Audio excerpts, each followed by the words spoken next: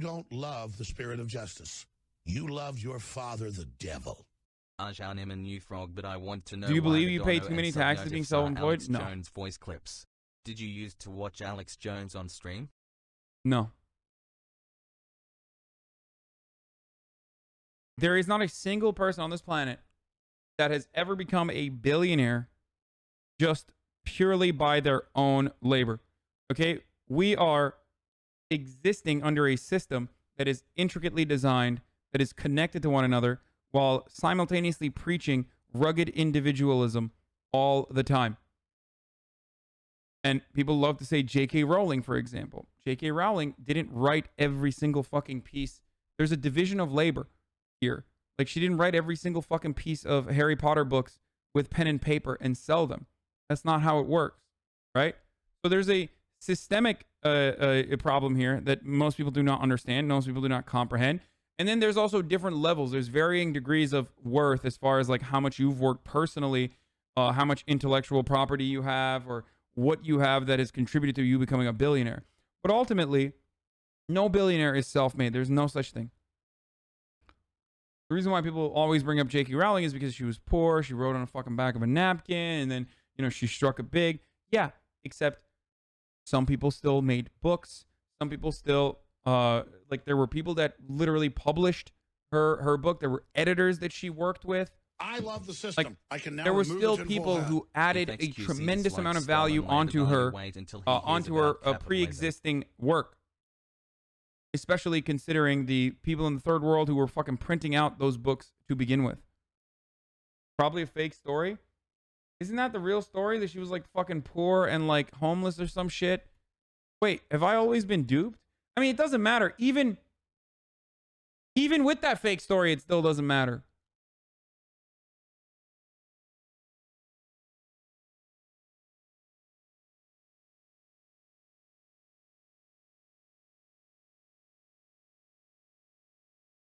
Over-exaggerated. Okay, she was on fucking food stamps, man. Come on. It doesn't matter. Okay, she wasn't homeless, but she was on food stamps. She was still fucking poor. Shut up.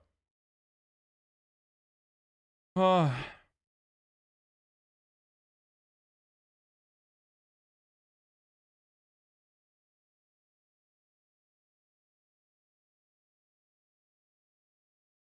J.K. Rowling example is an extreme outlier. Yeah, which is why I like tackling it. I like tackling the extreme outlier because if you can address the extreme outlier, you can absolutely address someone like fucking Jeff Bezos. Okay? Who also didn't do it all by himself. What a fucking psychotic take. I knew it was coming. Jeff Bezos got $250,000 from his parents to his starting capital. What the fuck are you talking about? Like, insane. It's got to be bait, I'm assuming. Just like, and this is going to really frustrate a lot of people, Elon Musk might be a very smart person. So was Steve Jobs, blah, blah, blah. But Elon Musk still relies heavily on a bunch of brilliant fucking people that he has hired with the pre-existing capital that he was able to cultivate.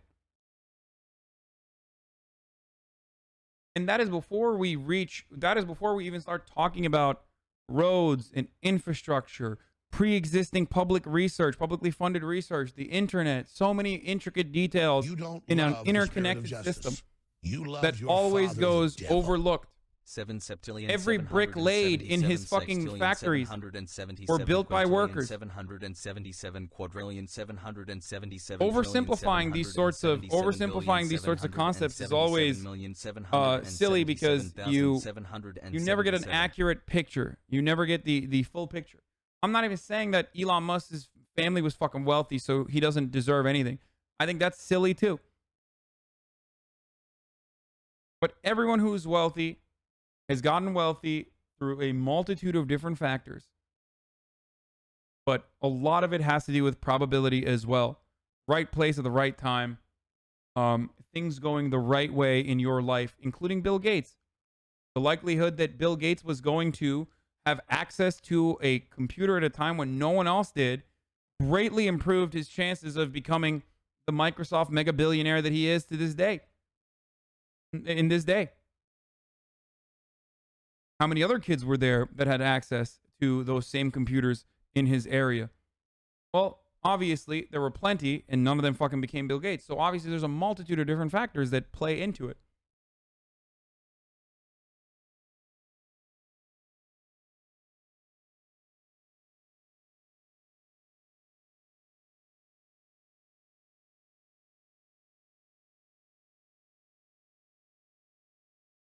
Bill Gates says that all the time. Yeah. I stole it from Gladwell, though, if we're being honest. I stole it from Outliers.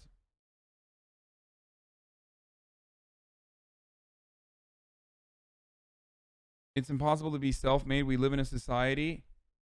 Clown face. I mean, technically, yeah.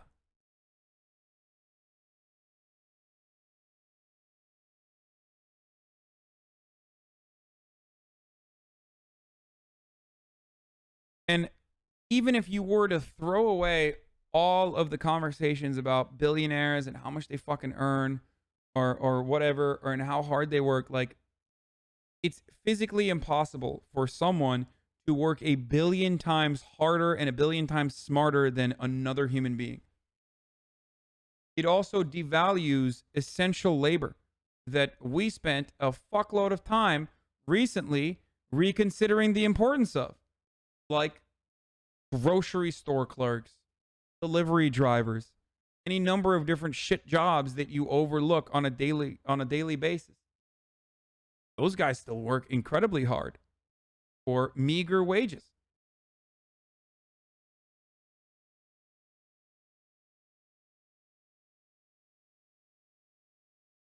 Are you telling me that a teacher in Oklahoma who only makes $30,000 a year, so they have to take on Uber on top of it, and they have to take on a second job on top of their teaching job, and have to fucking take care of their family, is not working hard? Is not working as hard as a fucking CEO? Really? Of course not. You telling me that people that work on fucking farms and shit aren't working hard? Grueling labor? Backbreaking labor every single day? Just because they don't get paid? No, no one gets paid for the actual work that they put in. Yeah, which leads me to my next point, which is why I precisely try to at least do the due diligence and offer the opportunity to everyone I employ, technically, not really employ, but what their I get them to set their wages for themselves. I know that that was a conversation that was going to be brought up.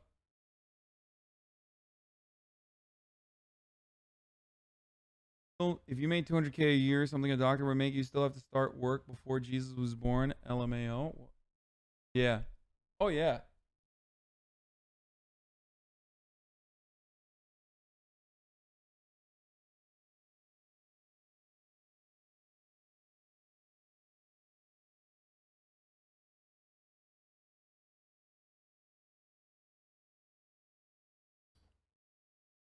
Society values rarity, i.e., value of gold versus aluminum. Many people can be baggers at a grocery store.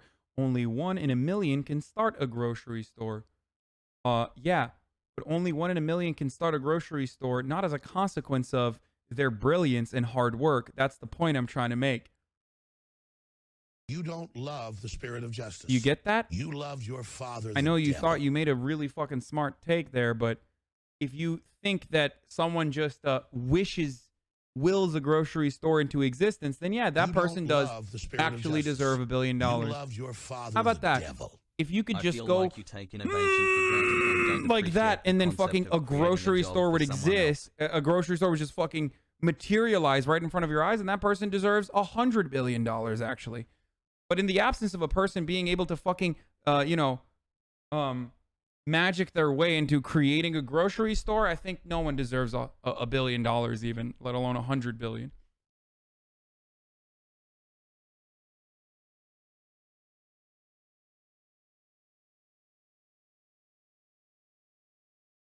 I 3D modeled your room. I can upload it to VR chat when it's all done. Holy shit. That's crazy. How the fuck did you do this?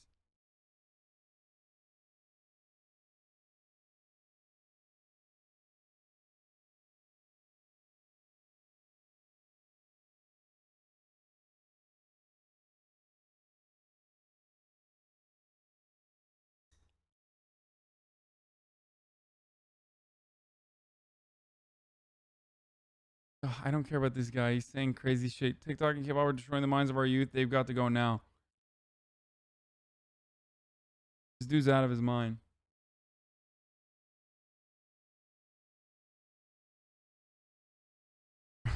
Nice. Political commentary.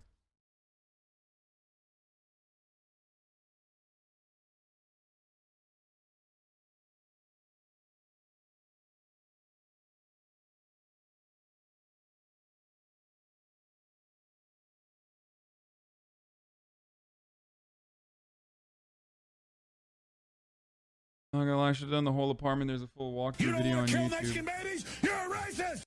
Also, gold being rare shouldn't mean value. Aluminum has far more social value and use. Someone could magic a grocery store. There would be no value in the American dollar, and we'd all be slaves to magic grocery store, man. Okay, that's kind of true too.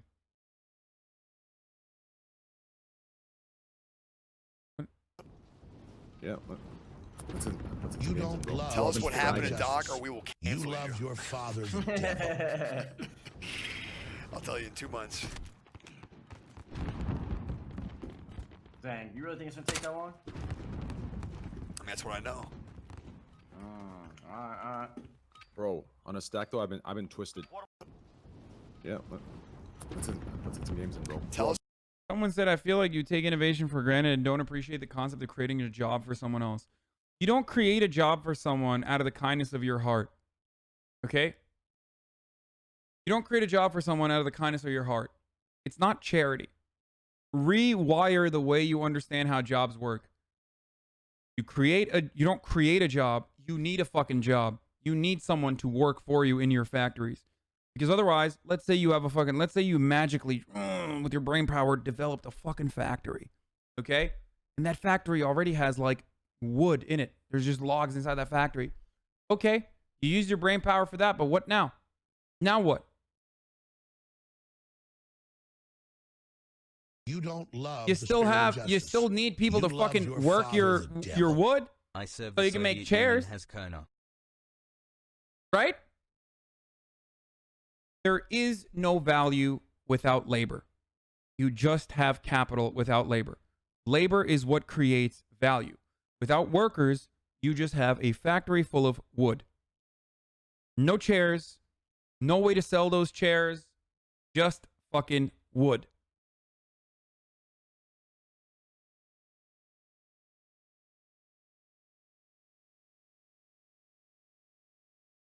What about automation? Someone made those robots. Someone has to take care of those robots. Someone still has to fucking clean the toilets.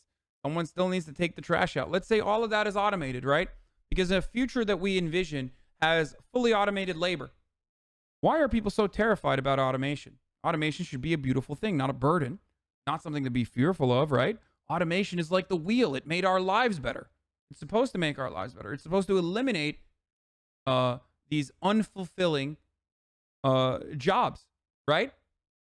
That's what it's supposed to do. But the reason why we fear automation in our current society, in our present society, is because a lot of people feel like there's no other opportunity for them to work.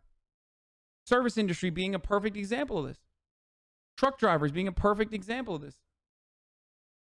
The future, we envision a future like this as a dark dystopian future rather than a utopian one because of the way we have normalized the division of profit, how profit accumulates at the top. Because we understand that the factory owner owns the factory and is creating a job for you, and you should be thankful and forever grateful. That's the reason why you're fearful of automation. Just like that's the reason why you are fearful when jobs move overseas, understandably. The problem is, capital owners understand this reality as well. Because what happened in coronavirus? What happened in coronavirus? Why did you get $1,200 from the American government, one of the most right-wing governments on the fucking planet, whether it be right-wing economics or, you know, maybe not right-wing, so right-wing socially, but definitely very, very right-wing, very libertarian when it comes to economic policies. Why did you get $1,200? Because if you didn't get $1,200 from the American government, you were not going to be able to fucking make rent, or you were not going to be able to eat food. Because most Americans don't have more than $400 to spend on emergencies. Okay? The majority of Americans don't have $400 extra money to spend on emergencies. So if the government gave you absolutely nothing in that circumstance, the economy would have absolutely fucking imploded. There's a reason why there was a moratorium on rent. There was a reason why there was a moratorium on evictions. So that you could take the $1,200, which was still nothing. It was crumbs in comparison to what they offered to large corporations. They gave you that so consumers could continue to consume. So if every factory is automated and wealth keeps accumulating at the top as it does currently, and there is no redistribution of wealth, what the fuck are people supposed to do? How will they consume? Who's going to buy the product that is being built in the factory? If you have no money, how are you going to buy the product that is being built in the factory? If you don't buy the product that's being built in the factory by robots, then why is there a product being built to begin with?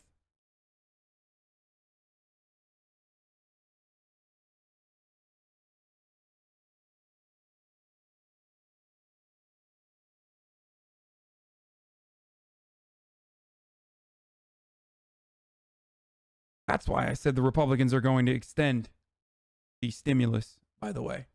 When people said, Hasan, Mitch McConnell will never, ever in a million years say that they're going to extend the stimulus to workers, come on. No, they will have to. Given the way that coronavirus is storming and taking over the country, they are forced to extend that. Because no matter how awful Republicans might be, no matter how fucking vulturous and immoral they might be, they know what causes rebellions. In America, the way that our politicians operate, the way that this system is designed, is supposed to starve you so much so that you can't look up and energize yourself enough to be able to fucking fight back, but not so much that you don't realize you're backed into a corner. Because if you realize that you're backed into a corner, then nationwide Black Lives Matter protests happen. Nationwide unrest happens. That's why libertarians, right libertarians in America, call welfare riot tax. Real rich people call welfare riot tax. You have attacked me and lied. Because they know that in the absence of some sort of wealth redistribution, if you're starving, you're going to push back.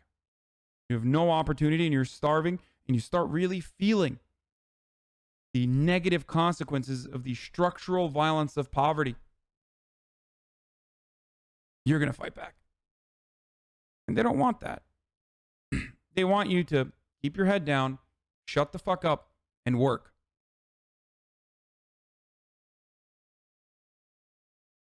I think some countries do a better job at this. Social democracies do a better job at giving back to the working class so that they do shut the fuck up and they do enjoy the many benefits that their governments offer in the form of social safety nets. America does not. That's because Americans are uniquely cucked. As the Steinbeck quote that I'm about to paraphrase dictated, Excuse me. after he wrote The Grace of Wrath, in in the era of for that. the Great Depression, the idea of the American dream is socialism will never work in the United States of America because the working class do not see themselves as an exploited proletariat, but temporarily embarrassed millionaires.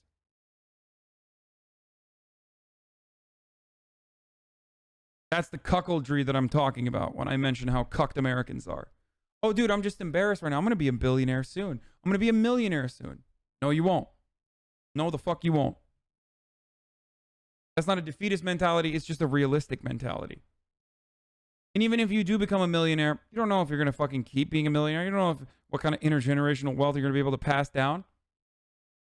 We just saw the difference between how wealthy the mega wealthy actually are in comparison to the super wealthy. We just saw that. Do you want me to run through the scrolling again? It'll take 25 minutes.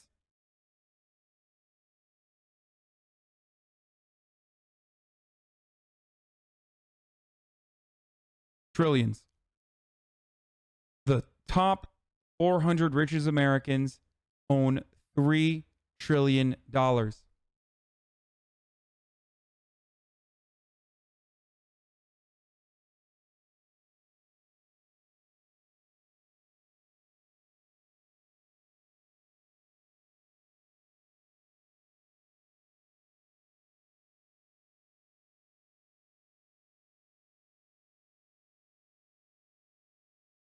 What do you think is the best way to bring about means of nationalizing or promoting means of syndicalism within American companies? Is it possible to bring reforms to the management and ownership of companies through legislation and unions?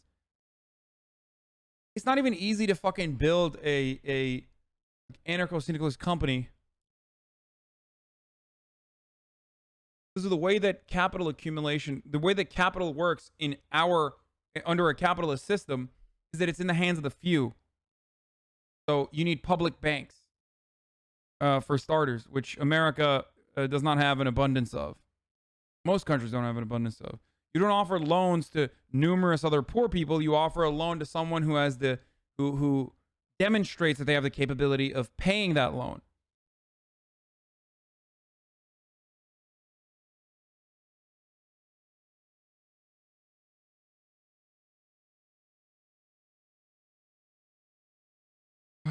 You need wealthy investors to launch a company. If they don't get more control of the company, they won't invest.